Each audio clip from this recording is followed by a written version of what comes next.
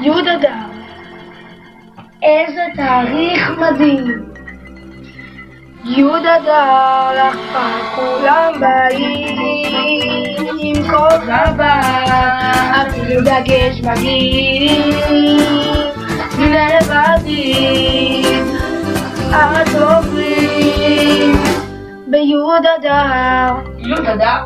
כן, זה התאריך של ההכתרה שלנו. של מי? שבט הרועה גבש. שמע ילד, שתי המילים האלה יפתרו את כל בעיותיך. נכון מאוד. קח אותנו למשל, כן?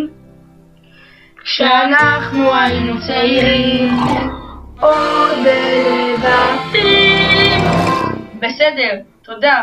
כל הכתרה הייתה יותר איומה, ואף אחד פשוט לא נהנה. וזה חזר וחזר, בשנה ושנה. י' אדר לא כמו כל שנה.